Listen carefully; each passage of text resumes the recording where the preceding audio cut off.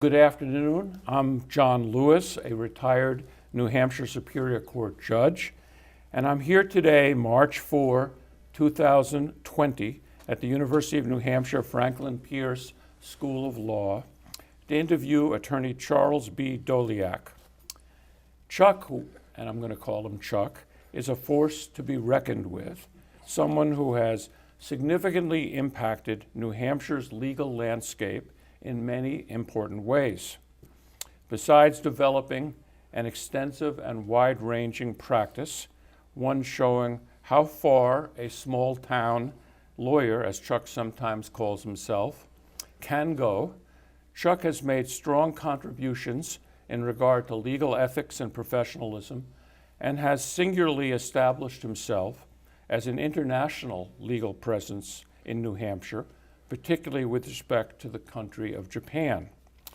Then too, Chuck has done much for the Seacoast and Portsmouth community, coming to be named in 1991 as Portsmouth Citizen Volunteer of the Year and in 2005 as the city's Citizen of the Year. So good afternoon, Chuck, and thank you for being here. Thank you. So we're going to start with your beginnings, early years. I've met with you before this interview, and we talked a little bit about that. I know you were born in New Orleans in 1947. Your father was at that time a military man, a pilot who fought in World War II, the Korean War, and even the Vietnam War. Your mother was a teacher. So you moved around a bit as an Army military brat, is that right? That's true. I was born in New Orleans, and we moved all over the country. Two siblings, two brothers. Two brothers, right. Now let's describe for us those early years, you moving around. Well, generally speaking, my father was a pilot in the Air Force, and so that means he was moved every 3 or 4 years. So we went all over the United States, principally, I would say, Texas A&M, and the Air Force Academy, where he also coached football. He coached with Bear Bryant at Texas A&M, and then went to Lowry, which was becoming the Air Force Academy, and coached there. And from there we went to Japan for 3 years, where he also was flying missions, although they were secret at the time, and coaching football right out of the movie MASH, if you remember the MASH movie where they had the football teams for services. That's what he did. Now you yourself lived 3 years in Tokyo, Correct. as you just said, and you went to a special school there, St. Mary's International School, is that right? Yeah, St. Mary's International School is fairly well known in Japan. It's taught in English on the British method, and it's taught by Canadian Brothers of Christian Instruction. And there was no more than 3 people in each class from any one nation. So it was extraordinarily cosmopolitan. And it was very, let's just say, formative in terms of having a broader view of just how the United States looks at the world. And what did you think of Japan at that time when you were going to that school? I loved it. I mean, the Japanese are extremely, nice to, great hosts, great to visitors. Well, it's a country that was extremely safe. You could get on a train, go anywhere you wanted to go. And the culture is amazing, really. And very, at that time, they were very positive towards Americans most of the time. So you come back to New Hampshire. Correct. And how did that come to be? My father had been flying in Japan. He got whatever, potentially they told him he could get whatever job he wanted. And he wanted to retire up in the New England area because he had been in the military. It's a long story, but he'd been in the military in the Royal Canadian Air Force before he was in the American Air Force.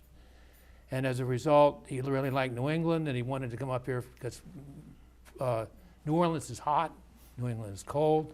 You could get the drift. So this wasn't coming back to New Hampshire. This was actually coming to New Hampshire. Absolutely, first time. Right. And so I was a city boy in Tokyo, going anywhere I wanted, doing literally anything I wanted to do culturally, etc., and ended up on a farm. Your father bought a farm. My father wanted a farm. In Antrim. Right. Now, when you're 13 or 14, all of a sudden picking apples and doing maple syruping is not necessarily what you thought was the greatest thing since ice cream.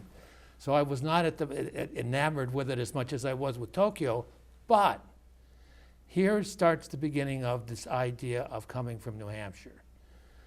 I went to small town meetings. I liked that. They debated all night about whether or not you were going to spend the money to replace the bell and the fire engine. It was the real thing. Antrim was the real thing. As I like to say, I was in the top 10 of my graduating class of 9. Now, that's Antrim High School. Antrim High School, right. And, And at it's something that time- that should not be lost, but it has been by Conval. But it really, the size of the school isn't so much as it bespeaks the size of the town. That's the heartbeat of small town, New Hampshire, where everybody makes a difference. And it Did was you real. know everybody there? You know everybody there. They know. Oh, to show you how well they knew everybody, when I got there, they didn't have dial telephones. They literally had to ring the operator, and the operator would and then say, "Give me this number. I'm looking for so and so." And the operator would say, "No, she's not there. She's at her friend's house," because she knew everything that was going on in town. That's small town New Hampshire. So, were you thinking of being a lawyer Hadn't a clue. then? I didn't have a clue what a lawyer was. My life had been in the military and moving around. It had not been the professions. My mother's family were doctors. I thought I might want to be a doctor, but had no idea what a lawyer was. So you ended up going to college at UNH, Yes. is that right? How did that happen? I just applied and got in, didn't think of anywhere else, didn't really have a sense of the way people think about colleges now. UNH was good. I got a full scholarship. I went in and loved it. I mean, And your major was? political science, but not really. My major was take everything you possibly can, get the broadest possible education. So music, art, accounting, everything that you could possibly broadly get, rather than specialize in just a few business courses or business fields. So poli-sci was like a liberal arts sense. So you mentioned two significant teachers to me before, Don Murray and Larry O'Connell. Right. Let's talk a little bit about them. that. The political science department, Larry O'Connell was part of it, and there were other people there, David Larson and others. It was very small, and they cared about you, and they helped me. He actually formed me to move towards the law school. I think Larry was important in that. And Don Murray is a famous journalism professor at UNH, and taught me how to write, and taught me how to see the world. Another key thing about small town lawyers, et cetera, and what I think helped in the practice of law, is being empathetic to all points of view. And a good journalist really can be empathetic to all points of view. That's how they tell a good story. And in an instance, interestingly enough, that's a takeaway I got from him that I never forgot. Did you do any journalism at UNH? I did, but I didn't do it. It wasn't published, so I just wrote. No, I didn't do that. Okay. Now, you ended up going to law school finally. I did. You made a decision, I think, around 1967 Right. to go to law school. What prompted you to do that? I had gotten some advice from a number of professors, Larry O'Connell and others, that of all the graduate schools I could go to, what was the one that gave me the best breadth of opportunity, not necessarily in a profession, but just in the world in general. And so law school you could go into business, you could go into law enforcement, you could go into being a lawyer, and you could go into a public service. A lot of lawyers were like city managers, that sort of thing. And that really, what appealed to me was this concept of being as broad-based as you possibly could. But what also appealed to me was the fact that I was beginning to understand the value of coming from New Hampshire. And that was that a national law school like NYU wanted people from every state in the union. So I raised my hand and said, I'm from UNH and I'd like to come. And they said, we need someone from New Hampshire. And they paid the full boat, so I went. So already the New Hampshire connection was New Hampshire there. advantage. I know people in New Hampshire think the advantage is taxes. I think it's far broader than that. So let's describe your experience at NYU Law School. It was, you went there in 1969 or 68? 68, yeah, 68. So we were talking about the the height of Vietnam Vietnam. era, NYU. student disruption a bit. A bit, yeah, you might say. So describe that to us, what your Well, involvement was. NYU was in the heart of the village in New York City, and the heart of the counterculture movement at the time. And as time went on, I was not against the war in the beginning. I was a military brat, and hugely supported the military. But as time went on, it became pretty clear that the government wasn't being straight, and most people, many people got that impression. And the law school was very involved in demonstrations, et cetera. And the zeitgeist at that time was that I trained as a legal marshal so that I could represent demonstrators in protests. And we wore a white iron band, stood between the police and the protesters, hopefully keeping the peace, so to speak. And then when people were arrested, we represented them, and I was trained to do that.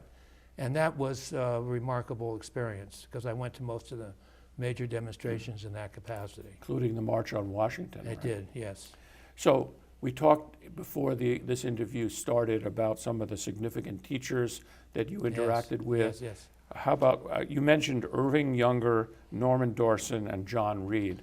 Let's talk about each one of them. Let's talk about Younger first. Okay, Younger is famous far beyond NYU. He is the guy that developed an evidence course, and all I can say is his evidence course taught you how to try a case and the rules of evidence, but it did far more than that. And not only that, he had better timing, as we used to say back then, I'll date myself, than Johnny Carson. We used to bring dates to his class. It was that good. He had a capacity to tell stories and a capacity to demonstrate the evidence principles in ways that were just, all I can say is immensely entertaining. But he also did something else. He talked about his actual law school career and gave you a good idea of what that meant without you having to experience it. And he'd do that in class with stories, et cetera. So he worked at a major Wall Street law firm, talked about what that was like. He worked for a major trial firm, talked what that was like. And you got a sense of what those kinds of practices were, which helped me start to form my opinion that I wanted to go back to New Hampshire. Dorson, if you want to get into Dorson, Yes. as he was fondly known then as Stormin Norman Dorson, was the head of the ACLU. A man of incredible principle and well known in the country. And he taught many things, but one of the things he talked about subtly was the ethics of being a lawyer, in the sense of everybody deserves to be represented.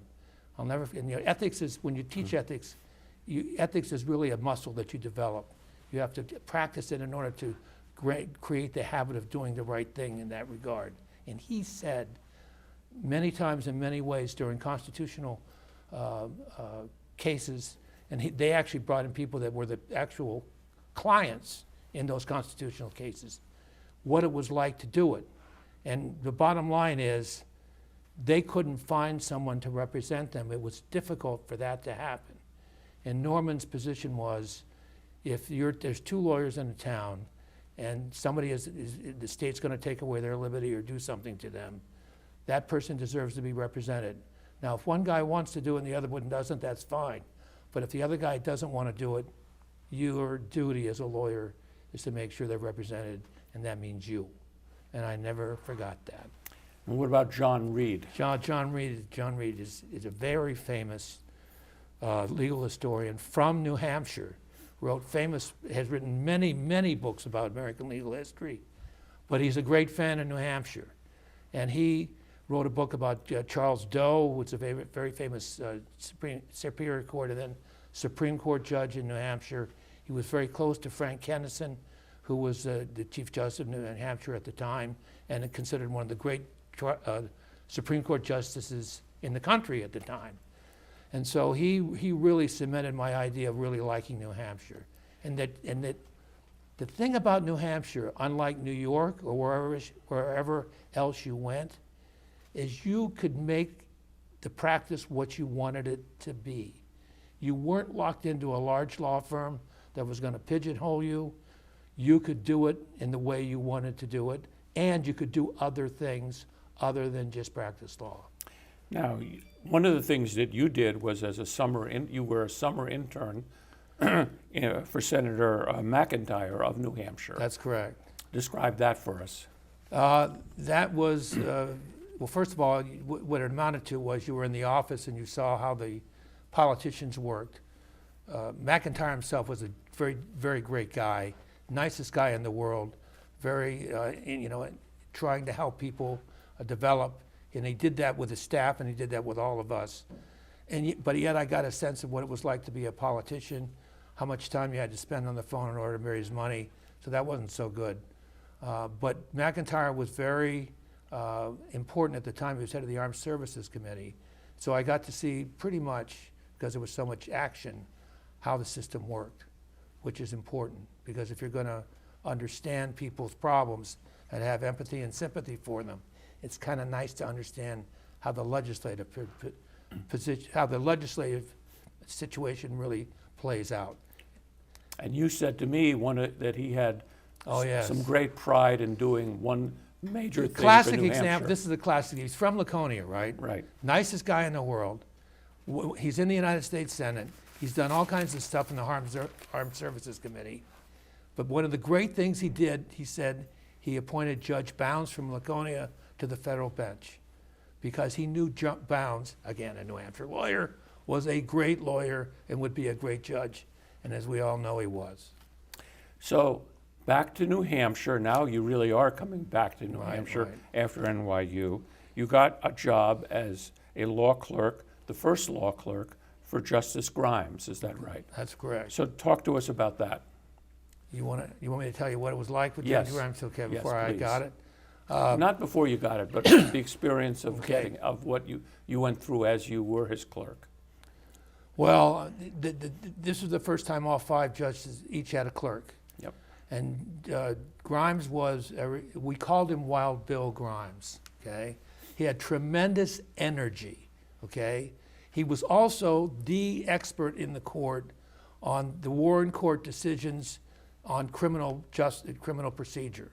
And he taught at the State Court Center in Nevada on this. And so he was kind of like the big liberal guy on that. And Kennison was the big liberal guy on civil stuff. And Grimes would descend on the civil stuff. So Kennison gave me to Grimes to be his law clerk. I got to work with a guy with tremendous energy and let you do whatever you wanted to do to argue the merits of the case with him. He really, deliberation, this concept of deliberation and looking at it from more points of view. And I remember in particular, I was young. I'd come from NYU, which is the heart of the counterculture, and I had points of view that he had not heard before. And so I told him, there was a flag desecration cases, and I was explaining to him the perspective of about everybody in the village was wearing some flag-related item that was not the way it should have been, and how it was symbolic speech. And so we would have those debates. He was a wonderful guy. I can't talk about, however, the particulars of that because the ethics code of a law clerk doesn't allow that. Well, let's talk about the ethics code for law clerks. You had an involvement with that, right? I did. I was extremely lucky. For whatever reason, Kennison sent me to LSU because they had never had law clerks. They had 2 law clerks before this, but never 5. And LSU was doing a whole symposium on law clerks for appellate judges.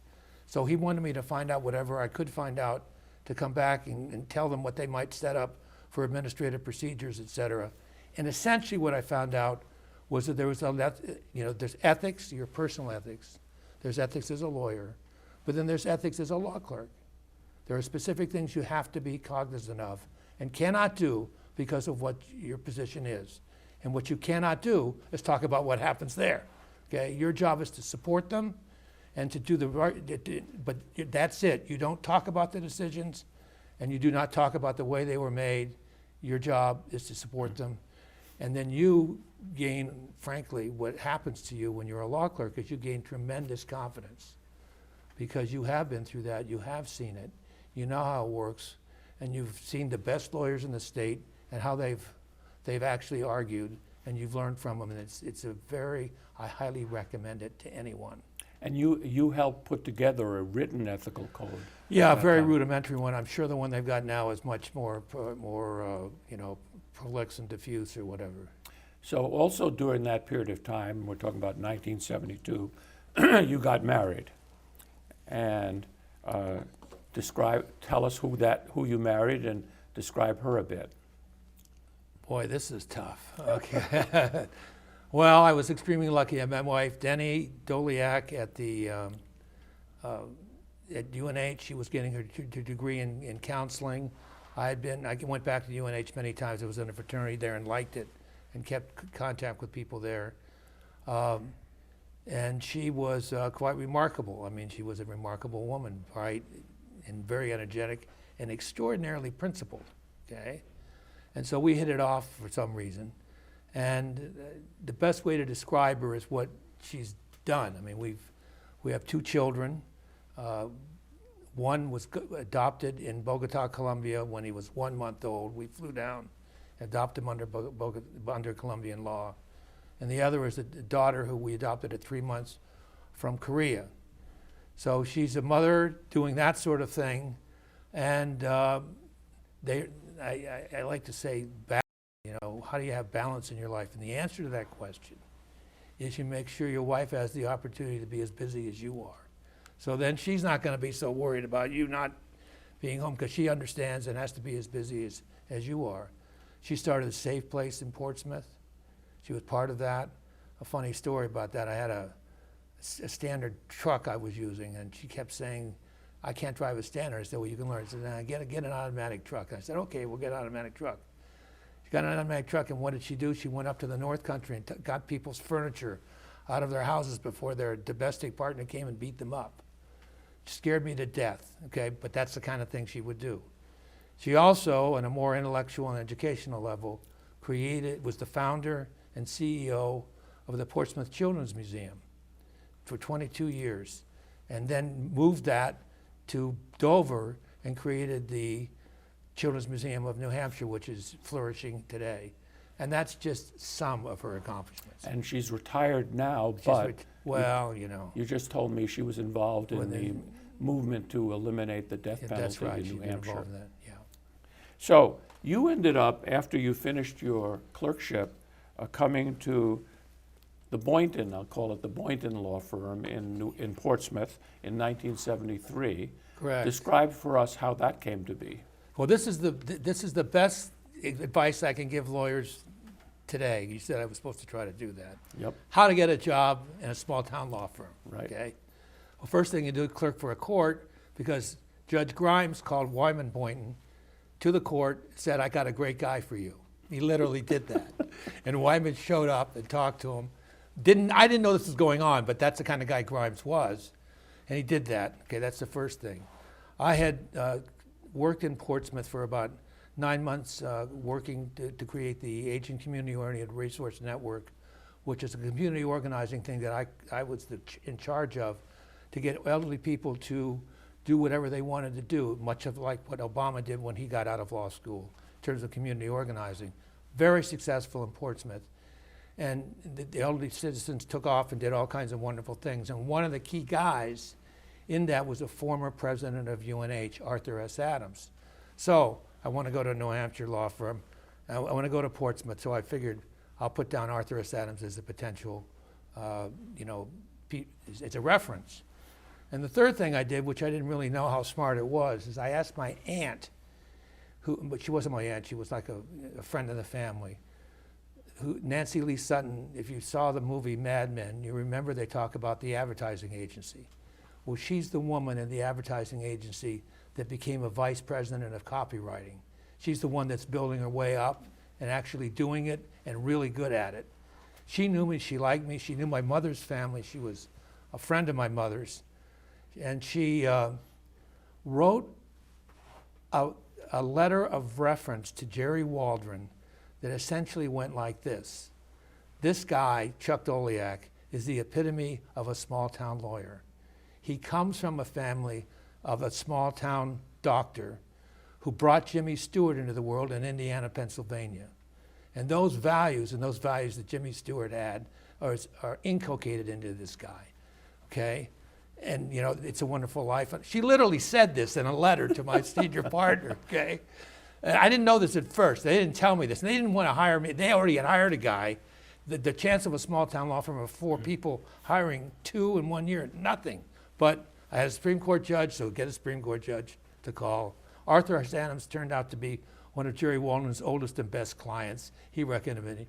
And get someone, a copywriter, to write a great story about you in terms of how you'll fit into the firm's concept of a small town lawyer. And the other lawyer they hired was Ralph Woodman. Who was a brilliant lawyer to this day. Was your partner. He's my partner, but he's the other side. He's been in Portsmouth all his life, and everybody knew him, and so he got in before I did. So now, for about 50 years, you've been a lawyer at the Boynton Law Firm. It's now known as Boynton, Waldron, Doleac, Woodman, and Scott. Correct. And you've had a very, very extended and wide-ranging practice, ranging from doing litigations, personal injuries, but also transactional law, business formations, representing profit corporations, nonprofit corporations, doing all sorts of things. Is that correct? It's correct, and then that's what a small town practice is, and it was, and actually still is, interestingly enough. You do what comes in the door, and more importantly, you do what people refer to you. That's pretty much how it happens. Either you're involved with them in the community, they get to know you, they think you're a good person, they think you're smart, and they want to form a nonprofit corporation, or they want to form a business, or they want to do business. Or the business comes to town, they decide they need lawyers, they interview lawyers, they look at you, they look at your background, they look at what else you do besides being a lawyer, and they hire you. So pretty much a broad gamut of everything, still do it that way, wouldn't have it any other way. And Irving Younger, do not get trapped in a situation where you do not control the business that comes in, because those who control the business control the law firm, and you're working for them. You're not working essentially in a situation where you yourself are in control of what you can do both in the firm and out. Now, you also got involved in workers' compensation. I did. And describe that a bit for us, the story about that. Before that, can I go this seriatim, because I think it makes more sense? Sure, whatever. Okay. Yep. Okay. Now, I walk in the Boynton Law Firm, and it's conservative. They're Republicans. It's the oldest law firm in town. Jerry Waldron's father was the first. It was Waldron, Boynton, and Waldron. There's only 4 or 5 people. They had an office in downtown Portsmouth, in a little, maybe overstating a little bit, probably very close to where Daniel Webster had his office. He was there for 10 years before he went to Massachusetts. And then they they moved a building that was going to be torn down, created a law office in Portsmouth, and there was about 6 people in the firm, but they were very conservative. Conservative in the old sense of New Hampshire conservative, which are principled people, extremely principled people who had respect for others, who did respect diversity, frankly. They were just conservative on certain values, et cetera, like maybe it's not such a great idea to have a huge demonstration to end the nuclear power plant that was being built at that time in Seabrook. So to tell this story, I have to add one other thing. Between law school and college, I worked as a state prison guard. Okay, and that meant I got to know the state troopers. I also, because I was a law clerk, got to know almost all the lawyers in the state, and clearly almost all the appellate lawyers and trial lawyers in the Attorney General's office. They knew who I was. I had a beard, but they knew who I was, okay? So Seabrook happens, and the Clamshell Alliance's methodology was to shut down the court system. They wanted to have a huge demonstration. They wanted to have everybody arrested, and then they were going to not take bail and try to shut down the system, and that was how they were going to stop the power plant.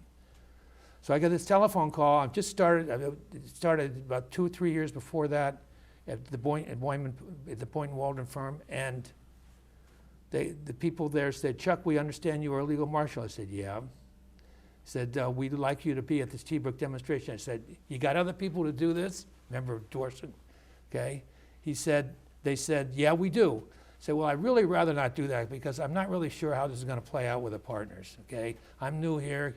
Give me a break." And they said, "Okay, I'll give you a break."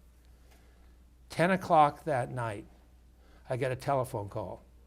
My wife hands me the phone and says, "There's somebody calling for you to go to Seabrook." And I said, "What?" I pick up, and this, by the way, she said, go, you know. She pick up the phone, and they said, they've arrested all the legal marshals. They're the first people that were arrested. There are no lawyers. They're processing over 1,000 people in the Portsmouth Armory, and there isn't a lawyer there. Well, that was simple. I had to go. So I went, put on a coat and tie, went up to the place where they were doing the processing, and I opened the door, and I said, I want to represent the people here. And the guys looked at him. At first, they couldn't arrest me because I wasn't trespassing. They had arrested the legal marshals because they were the first in line, and they were arresting everybody for trespassing. And they said, what are you, crazy? I mean, they looked at me like I had 4 heads. They didn't want to arrest me, but they said, who is this guy? And then all of a sudden, the state trooper says, I know him. He used to work as a state prison guard. And a bunch of lawyers who were with the AG's office, oh yeah, we know this guy, he's okay. So they let me in. And I represented the protesters from about 11 o'clock that night to about 6 or 7 in the morning, and some more people came in. And that was a formative experience. I mean, there were judges being helicoptered in from all over the state in order to process it. And needless to say, my senior partners found out about this. They probably found out about it the next morning, and they were fine with it. I mean, it was the right thing to do. That's the principal people they were. And eventually, I think a lot of those cases got dismissed because they were not processed with consistent with speedy trial. That's right. Batchelder and requirements. Dismissed them. So, workers' compensation, did that arise out of Seabrook, or? Well, the punchline is I want to talk about Seabrook. Seabrook was being then built, okay, and tons of people were getting hurt in the famous caves that the water was coming in or out of. Yeah. In Seabrook. And so there was a tremendous amount of workmen's compensation cases, and I was doing, you know, insurance defense stuff, corporate stuff, banking stuff, PI stuff, the general stuff that you normally do is the oldest law firm in town, and nobody was representing the workmen's comp guys because they didn't know how to, frankly, make money doing it. And what was happening is that they were really having a very tough time because they would, as soon as the insurance company got a letter that said that someone was capable of working, they'd throw them off comp and let them fend for themselves, and people didn't know how to do this. So I started representing them, and over time, the 3 lawyers got together with the Workmen's Compensation Commission, and we put together the first rules of procedure that gave people in workmen's comp rights before their benefits were denied them. And I'm kind of proud of that. Nobody knows that. But Well, you should be proud of that. yeah. Now, I know you've had many, many cases, but one case I'm going to focus in on is a case called Hurley versus Public Service of New Hampshire, which is a 1983 case before the Supreme Court. Why don't you describe that to us a bit? The case? Well, the case. Okay, first of all, it's my nemesis public service company. Let's get this right, okay? Okay. So, 3 guys who were students at Oyster River High School were at a game. They'd been drinking a little bit, and their team lost at Oyster River High School. And the bus that was coming down the road to take the other team away was coming down the road next to 3.4, 3.5 kilovolt lines, which are transmission voltage, along the road. And next to those lines were these long aluminum irrigation pipes. The best way to think of it is, you know what Iwo Jima was like? Think of the pipes as being as long as that flag. So being, you know, I mean, you would reasonably anticipate these guys would be upset they lost the game. So they take the pipes and they put them across the road to block the bus. And the bus stops and they take the pipes back, and they're still fooling around. They decide to raise them as a flag on Iwo Jima. They just decided to do that and got blown all over the place. Because they kicked transmission lines. Because his transmission line, it was bad. And I argued, then some other lawyers came to me with a case. They'd gone to some others and said, what are you, nuts? These guys are drunk. I mean, what are you going to do? And the drinking wasn't that clear, but it was there. And they said, well, I said, I think we've got a shot. We've got to get an expert that's going to say something about what could be done. And the bottom line is, we tried the case. My guy was found 50%, and I was the chief head lawyer for 3 other people. My guy was found 50% negligent. The public service company was found 25% negligent because it didn't do something about the wires. And Oyster River School District was found 25% negligent. Now, my negligence was greater than each one of them, but not the sum of the parts. And that went up to the Supreme Court to decide what the comparative negligence statute meant. And it meant what the court said, which is that if you're 50% negligent, you recover. It's that simple. And even though the other people's negligence is lower, you win. So you won. It was Judge Batchelder who wrote the decision. He did. You argued it for the plaintiff. Who argued it for the defense? Ted Soden, who was the hard. I felt really bad for Ted Soden. He's a great lawyer. I want everybody to understand that.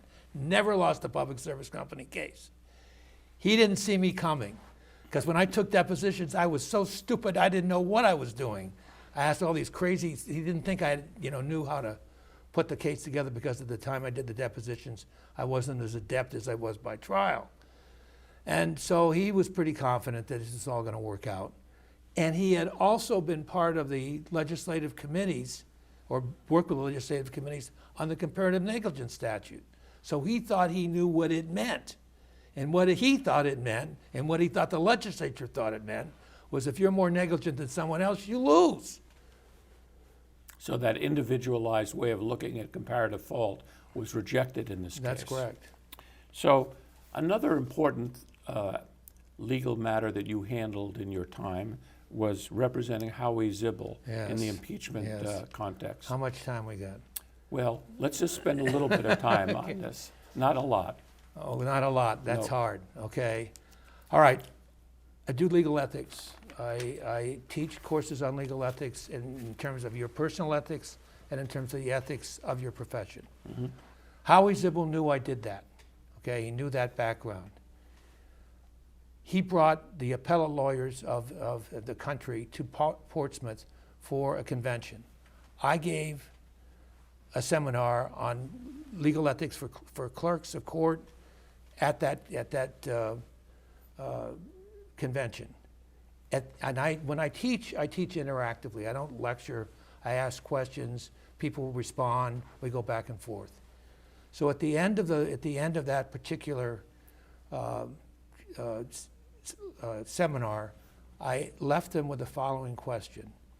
Let's say you're the clerk in Vichy, France, of the courts that are determining the Jewish religion of the children before you, and if they find that they are Jewish, they are deported back to Germany. And the only way that gets done is if you administratively, as the clerk, process that decision in the appropriate way. Okay? So what do you do? Okay? And the room goes silent. And that's that's the stick, that's what you try to do. You're trying to make people grapple with ethical concepts before it happens. So what happened in the Supreme Court, Howie Zibel is a member of the Supreme Court. He's the clerk of the Supreme Court, governed by the Code of Judicial Conduct. What he does is he hears that one of the judges there attempted to influence who the judge was going to be that heard his divorce case when they were choosing those judges in the conference room in the Supreme Court. You can't do that's against the law. It's against Code of Judicial. It's against all kinds of stuff. And Howie knows about this, and he talks to some of the judges about this. And there's a code. The Code of Judicial Ethics works like this.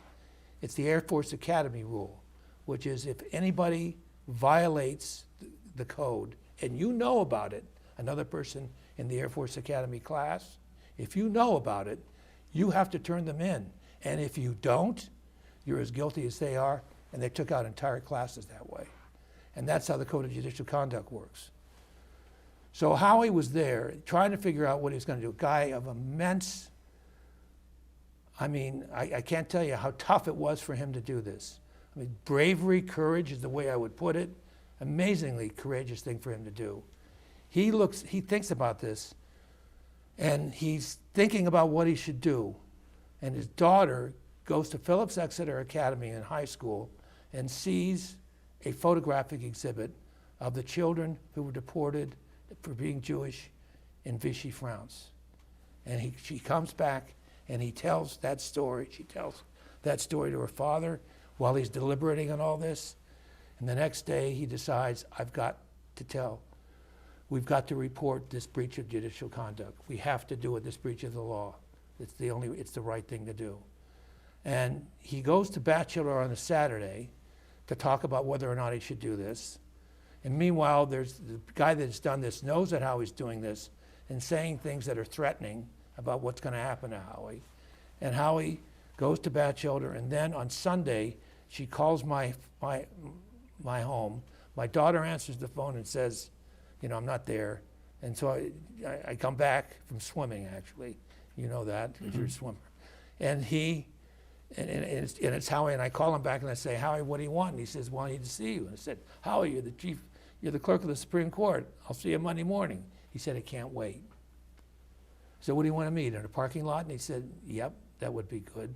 I'll meet you in the Sheridan parking lot, underground parking lot, okay? And he said that, and I knew it was serious. And he was afraid he was going to be prosecuted. He was afraid of what was going to happen to him. But he decided he wanted to do it. He wanted to know if I thought he was right on the code. And I thought, yes, he was. And he asked me to represent him. And I did. And that story could go on for a long time. But the bottom line is, he put something on the Chief Justice's chair that said this is what he was going to do, giving them 3 days to figure out what they were going to do, because he wasn't going to do it for another third day. They eventually reported eventually, after McLaughlin did an investigation, resigned from the court. But because of that investigation, it set off a whole impeachment hearing. But if I get into that, that's another story. Now, was it Batchelder he consulted with, or He Brock? was. Or Brock? I'm sorry, did I say Brock? No, you said Batchelder. No, he consulted with Brock on Saturday because he had great respect for him. He was a retired Supreme Court judge by that time. What should I do? And he did not dissuade him from reporting. This is Batchelder. That's correct, Okay. Batchelder. And Brock, when he got it on his chair, walked into Howie's office and said, we got to do this in a formal way. And he did all the right stuff. Brock did all the right stuff. He was impeached for other reasons that we won't get into. I went through the entire thing, the House Judiciary Committee with him, the trial before the Senate with him, and what happened was a mixed vote, and Brock was not convicted. And you also have talked with him, and he's comfortable with you talking on this interview about this. I specifically asked him. Now, let's talk generally about your involvement with ethics. You first started in getting involved, as you described, when you were a law clerk, but you then did the National Endowment for Humanities, a professional fellow in 1978, where you had a month to go and talk and think. But that led to you developing a whole ethical professionalism practice, so to speak. Well, I don't know if the practice is so much more seminars and things like that. For the professions fellowships, they don't have them anymore. You went, essentially they paid you to go and think with a bunch of other people with challenging readings to think about the issues. And it was about the law and the practice of law, its strengths and its weaknesses. The practice of law, not so much as the law itself, but the practice is part of it. And I always used that material as time went on. When I was asked to go to Aspen Institute to moderate seminars there, and that's another story, okay, because I went there. They asked me to put together a business ethics program as part of their series of seminars, which were like 2 weeks or a week. You pay a lot of money, you do readings on the issue, and then you discuss them, you deliberate them. And so because of that ethics, doing that ethics thing, a number of people went through it, and went through my course with. It turns out the guy they wanted me to do it with was the dean of my NYU Law School, Bob McKay. And that was done for about 3 or 4 years, and then I did other Aspen seminars after that. And as a result of that, this idea of there's your professional ethics, either as a business guy or as a doctor or whatever, then there's your own personal ethics and how do they interweave and interact. And I did that for a number of years, and the number of people came to that seminar. One was the head of the Inns of Court, And he said to me, Chuck, why aren't you doing the Inns of Court in New Hampshire? I mean, you're talking about this stuff. And I said, well, I guess you're probably right about that. So I went back and was one of the formative people that did both Inns of, the Webster Inns of Court and the Charles Doe Inns of Court that you're a member of in Dover. But over time, I became doing, I was kind of known for doing, we call it ethics beyond the code. How do you take your personal ethics and deal with them for with your professional code's limits? And the Center for American International Law also came to my seminar. They asked me to become a member of their Academy of International Law, which is a 6-week course that they do every year with lawyers and judges from around the world in Dallas, Texas. And they bring in law professors from all over the country, and I'm the ethics guy. Okay.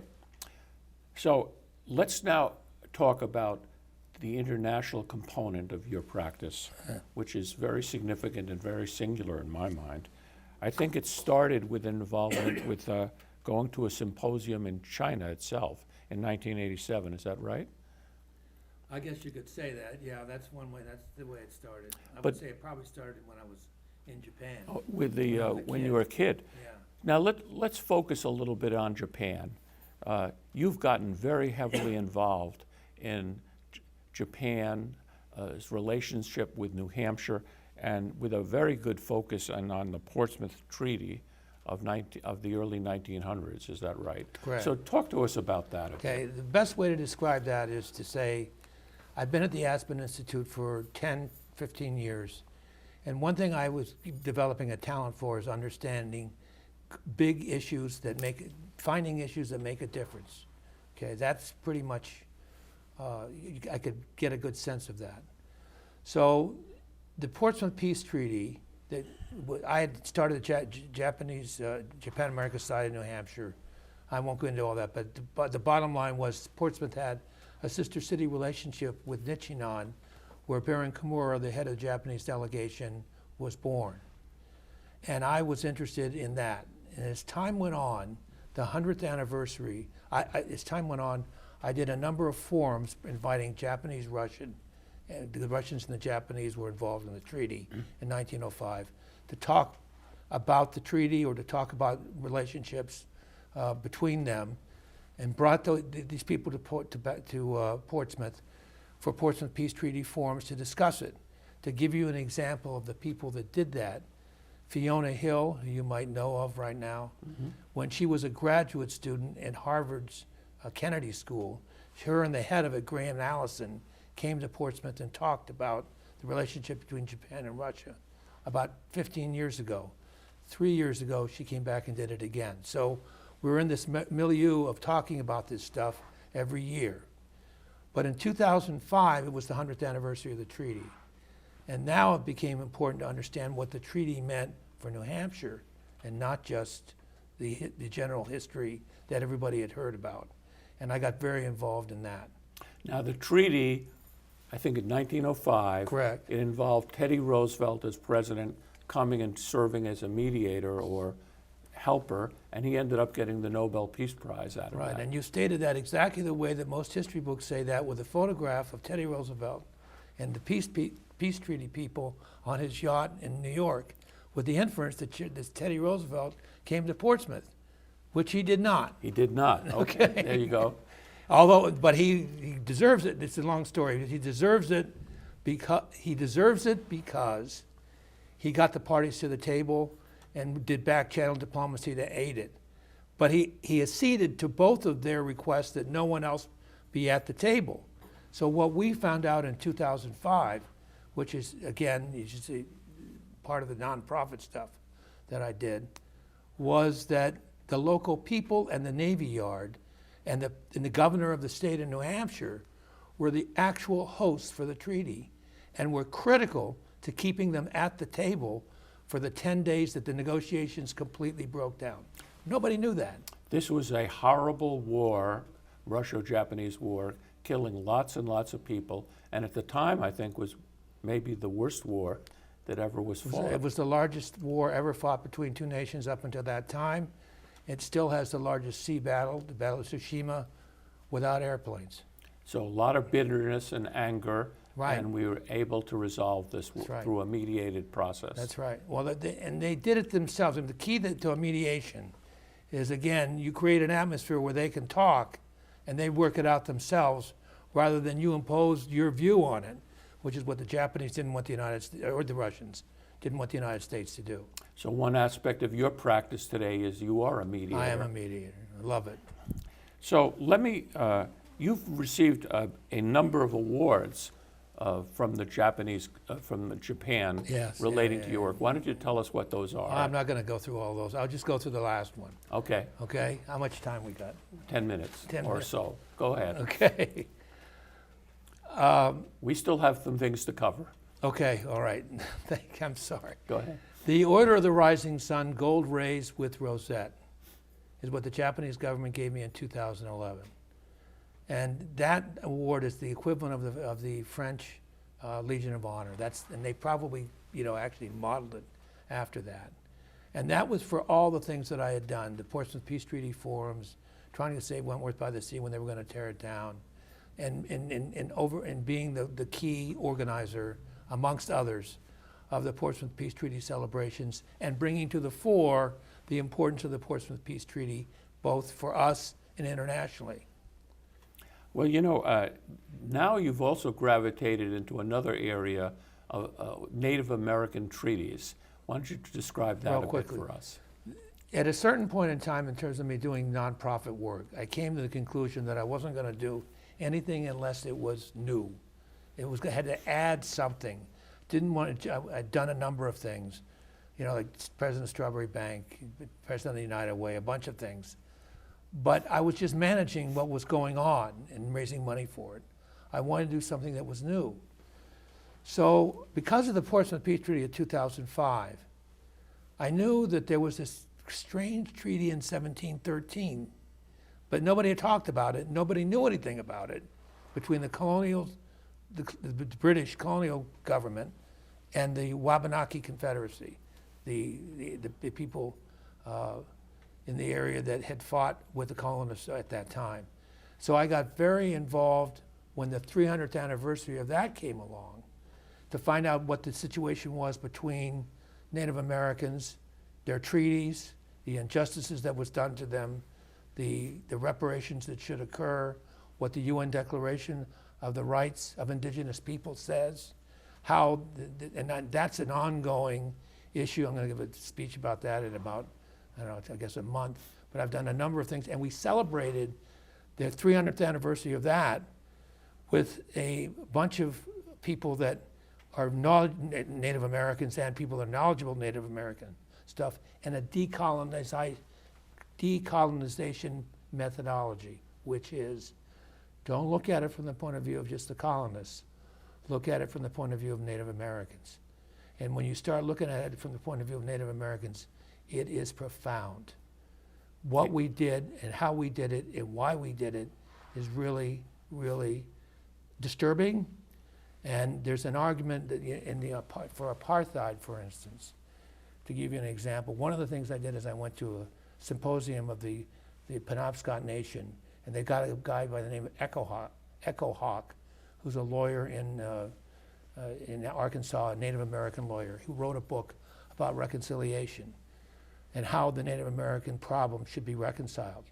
And he used the apartheid method, which is first you recognize the problem with the people you've hurt. Second, you apologize to the people you've hurt. Third, they've got to accept the apology. Fourth, you've got to figure out something that somehow makes up for that issue, that hurt. And fifth, then you can have reconciliation. And he's talking about that for Native Americans. And you know where we are on that process with Native Americans? We're not at one. Mm-hmm. It's a sorry history of breaking Yes. treaties and not honoring obligations. That's Right. true. So let me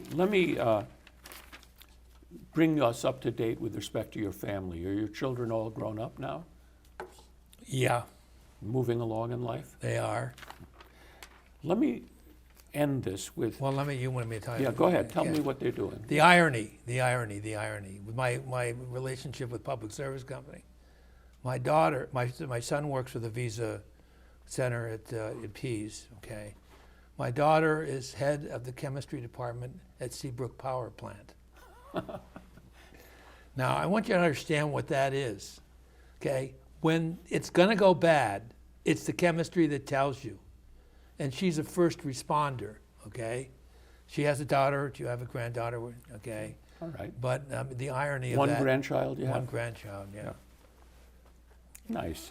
The last segment here is going to be perspectives on the law as we are living it today, given your long history as a lawyer. How has law changed since you started? Come on, 10 minutes? 3 minutes. 3 minutes, okay, fair enough. Not much. In one sense, not much. In fact, in my view, it's gotten easier. Everybody's got the same library. Before, that wasn't the case. So if you're simple, like I consider myself a simple country lawyer from New Hampshire, never underestimate the power of that. That's why I went to China, because they didn't have anybody like that. I've got many, many opportunities that I haven't got time to talk about. Just raise your hand if you're from New Hampshire, you're going to have all kinds of opportunities. And so that practice hasn't changed that much. That's the lawyer statesman kind of practice, where you try to represent people, try to resolve problems, not necessarily just talk about winning them, trying to do it in a way that is empathetic but yet detached to everybody's point of view. You're trying to bring people together. You're not necessarily trying to blow things up. Businessmen love this. I mean, in this mediation now, we don't do, litigation is really very, very rare in terms of an actual trial, except in the criminal field. That's different, okay? And the divorce field, but even there, what we have now is negotiation. That's the fuzzy term we use, where you're litigating, but you're really gonna get a negotiation that's gonna end in a mediation. And that's actually a good thing. I mean, we used to, old lawyers like to say, well, we used to settle cases together. Yeah, but the key to the settlement of cases and being a good lawyer is you try to get a situation where both parties are completely incommensurate and but practically resolve it for that particular thing and go on with it. Realizing this incommensurate thing is still going on in the community, but because you're so familiar with the community, which is why you get involved in the community, you can put together a methodology that practically allows you to work it out for that particular situation. What does that do? This is the beauty of being a lawyer. The beauty of being a lawyer is, who do you think keeps the community together? Who maintains the political fraternity? You do that, interestingly enough, with contracts and business deals, transactionally. You do that. But in the disputes, if you do it in the right way, if you do that, you're keeping the political fraternity.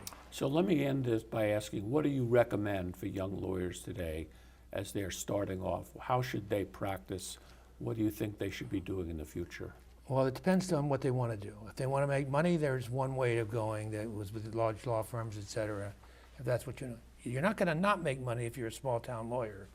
But my view is you want to keep yourself in a position where you are absolutely have complete mobility.